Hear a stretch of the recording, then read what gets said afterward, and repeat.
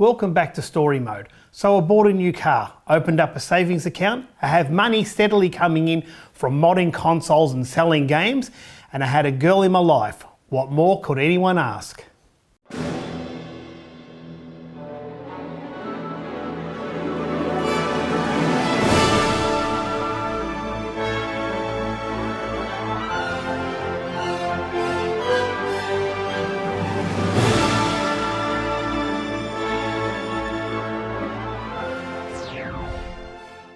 "1997, a great year for music, even though I didn't listen to a lot of it.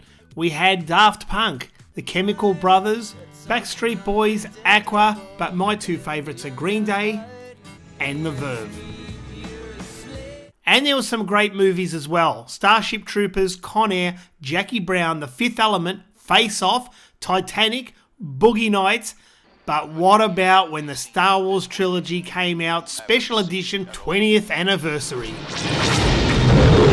Now, for its 20th anniversary, the adventure of a lifetime returns to the big screen. Now, even though it's the original trilogy of Star Wars, my favourite movie still has to go to James Bond, Tomorrow Never Dies.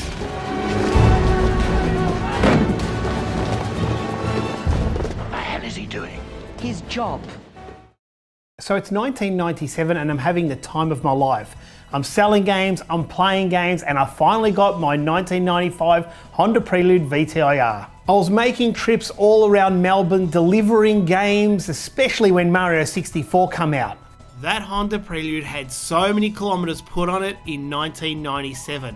I would be delivering games everywhere, all over Melbourne.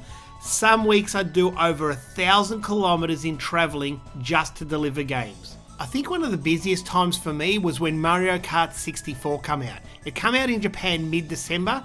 I got it early January and there were over 80 orders for that game, and believe it or not, all of them had to be delivered. But undoubtedly most of my money was made on mods. Modding PlayStation 1s or Sega Saturns, or even just modding consoles to become region free.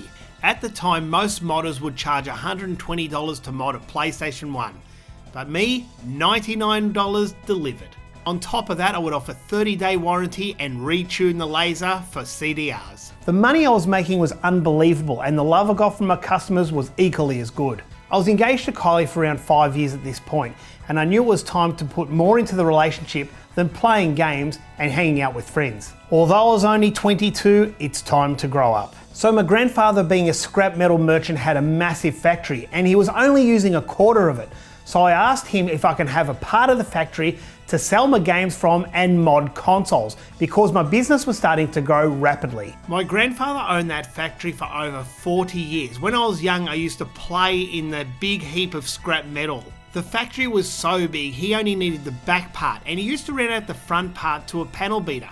But late 96, the panel beater left and got his own factory. Because I'm not selling any pirated games or doing anything illegal, I thought this would be the perfect opportunity to move into the factory where people could come and look at the games, get their console modded, and now that it's a legit business, I wouldn't have to run it from home.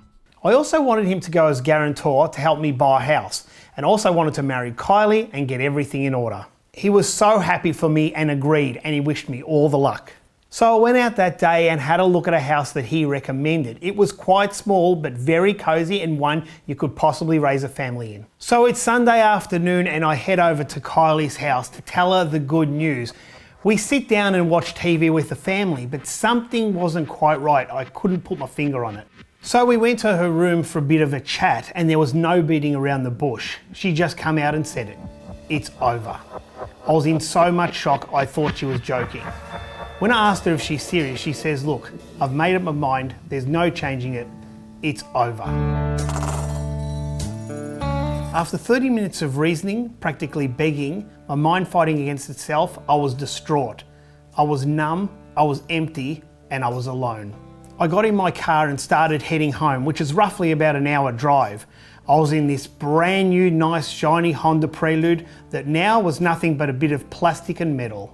I was driving on the highway at half the speed, 50 kilometres. I had people looking at me and bipping, and I really couldn't care less. I was shaking uncontrollably and so numb, I felt like I was watching a movie of myself. So after the long drive home and my brain thinking every angle of the last 5 years, I walked into the door, I saw my mother, and then it happened. I finally broke down. Life was over, and the more I thought about it, the more I had to think. It was mentally and physically draining. I could not eat, sleep, or care about the fruits of life. The next day I started to look for advice. I've had nothing to eat, I've had no sleep. My friends weren't very supportive, but there was one that was, and that's Simon. Unfortunately, Simon lived in Sydney, which was an 8-hour drive, so the only form of communication was the telephone, but it just was not the same. All I can remember is talking to my mother throughout the day and Simon throughout the night.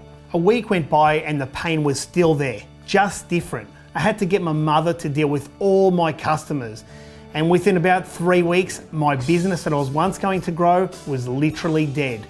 4 weeks after that, my car got repossessed. When I contacted Kylie to maybe talk things out, the pain was worse. It was magnified by 100 times, so I needed to find answers someplace else.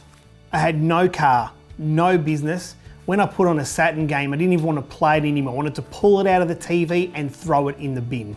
After 2 months, the pain was worse, and even though I was on Valium to take the edge off, I was in deep depression.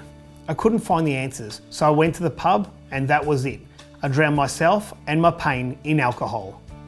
It was once every 3 nights, then every 2 nights, and then every night.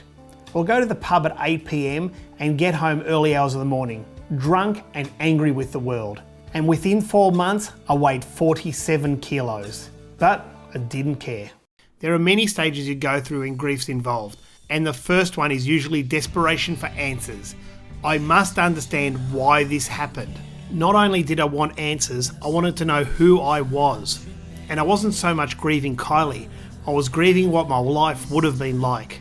How did I go from being such a happy young kid into a depressed adult?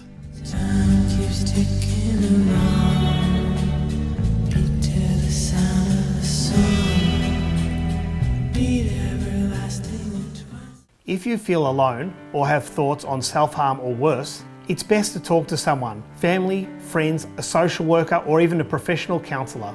These days there are so many avenues to get help, via telephone or even online. Life is valuable and precious, and no matter how hard things seem at the time, there's always an answer and you're not alone.